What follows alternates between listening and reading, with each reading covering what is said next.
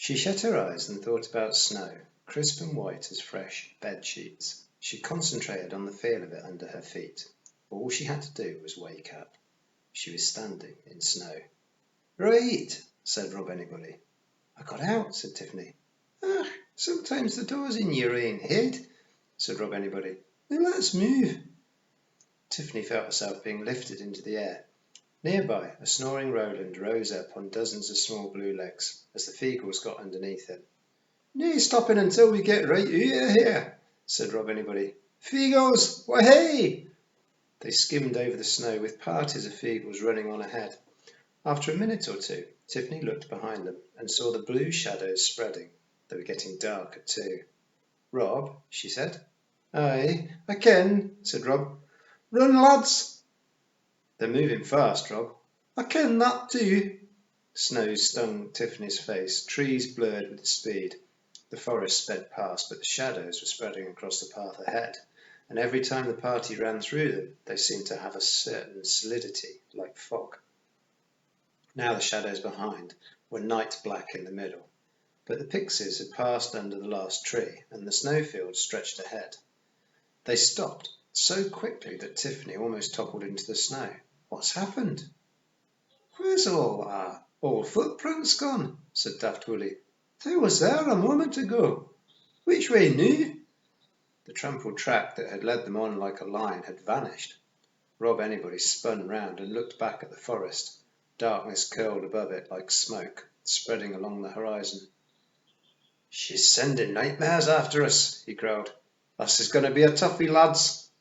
Tiffany saw shapes in the spreading night. She hugged Wentworth tightly. "Nightmares," repeated Rob Anybody, turning to her. "You wouldn't want to know about them. We'll hold them off. You must make a run for it. Get away with you now." "Got nowhere to run to," said Tiffany. She heard a high-pitched noise, a sort of chittering insect noise coming from the forest. The pixies had drawn together. Usually they grinned like anything if they thought a fight was coming up, but this time they looked deadly serious. "Ah, she's a bad loser, the Quinn," said Rob. Tiffany turned to look at the horizon behind her. The boiling blackness was there too, a ring that was closing in from all sides. Doors everywhere, she thought. The old Kelder said, "There's doors everywhere. I must find a door."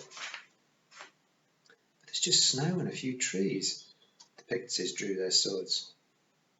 "What kind of nightmares are coming?" said Tiffany. "Ah, long-leggedy things with muckle legs and huge teeth and floppy wings and 100 eyes, that kind of stuff," said Daft Willie. "Aye, and worse than that," said Rob Anybody, staring at the speeding dark. "What's worse than that?" said Tiffany. "Normal stuff gone wrong," said Rob. Tiffany looked blank for a moment and then shuddered. Oh yes, she knew about those nightmares. They didn't happen often, but they were horrible when they did. She'd woken up once, shaking at the thought of Granny Aking's boots, which had been chasing her, and another time it was a box of sugar. Anything could be a nightmare. She could put up with monsters, but she didn't want to face mad boots. I have an idea," she said. "So do I," said Rob Anybody. "Dinny be here, that's my idea." "There's a clump of trees over there," said Tiffany. "So what?" said Rob. He was staring at the line of nightmares. Things were visible in it now. Teeth, claws, eyes, ribs. From the way he was glaring, it was obvious that whatever happened later, the first few monsters were going to face a serious problem, if they had faces anyway. "Can you fight nightmares?" said Tiffany. The chittering noise was getting a lot louder. "There's no a thing we canna fight," growled Big Jan. "If it's got a head, we can give it a face full of dandruff. If it doesn't have a head, it's just good kicking." Tiffany stared at the onrushing things. "Some of them have got more than one head," she said. "That's our lucky day then," said Daft Willie. The pixies shifted their weight, ready to fight. "Piper," said Rob Anybody to William the Gonigal, "play us a lament. We'll fight to the sound of the mouse pipes." "No," said Tiffany, "I'm not standing for this. The way to fight nightmares is to wake up.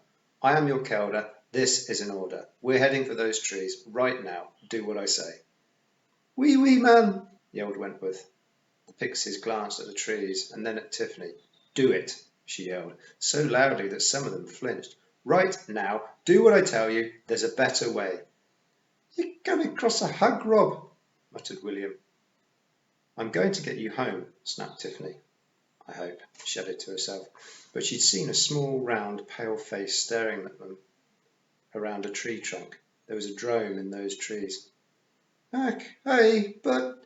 Rob anybody glanced past Tiffany and added, Oh no, look at that. There was a pale dot in front of the racing line of monstrousness. Schneeves was making a break for it. His arms pumped like pistons. His little legs seemed to spin. His cheeks were like balloons. The tide of nightmares rolled over him and kept coming. Rob sheathed his sword. You heard her, Golda, lads, he shouted. Grab her, we're off ski. Tiffany was lifted up. Veagles raised the unconscious Roland, and everyone ran for the trees. Tiffany pulled her hand out of her apron pocket and opened up the crumpled wrapper of Jolly Sailor tobacco. It was something to focus on, to remind her of a dream. People said you could see the sea from the very top of the downs, but Tiffany had stared hard on a fine winter's day when the air was clear and seen nothing but the hazy blue of distance. But the sea on the Jolly Sailor packet was deep blue, with white crests on the waves. It was the sea for Tiffany. It had looked like a small drome in the trees. That meant it wasn't very powerful. She hoped so. She had to hope so. The trees got closer. So did the ring of nightmares. Some of the sounds were horrible, of cracking bones and crushing rocks and stinging insects and screaming cats getting nearer and nearer and nearer.